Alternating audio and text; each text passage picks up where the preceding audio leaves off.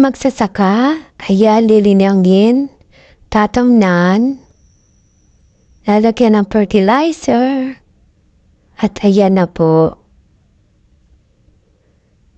At haanihin na.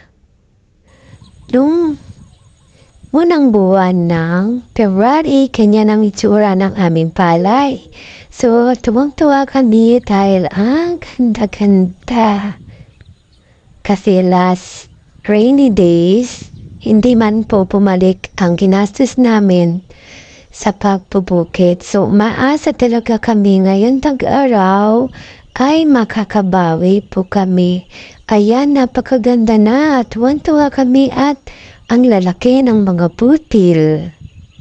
So, ayan. And then, after nga po ng 3 weeks, ng pag-aantay namin ng pag-ani namin, ayan na po. Ang ganda, diba? Ang sarap magpunta sa bukid pag kanya nang makikita mo sa linang. Yan ang buhay ng magsasaka. Talagang sumusugal po tayo sa pagsasaka.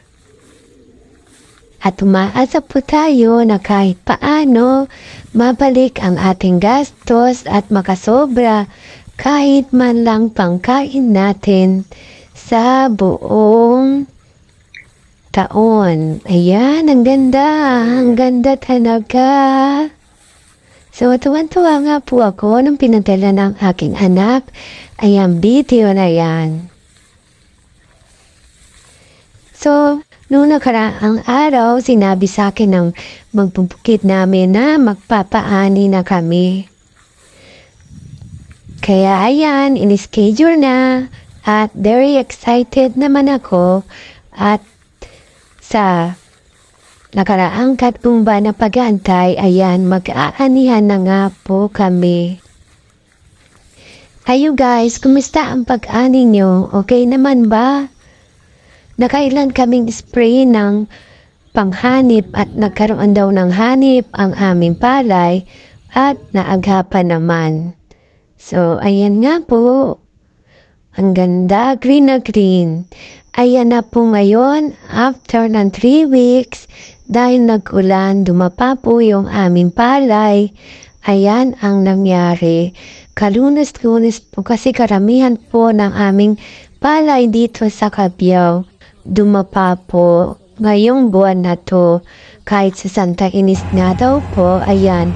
At natuloy na mga po ang aming pag-iik. Ayan na po ang harvester, nag-aani na po kami.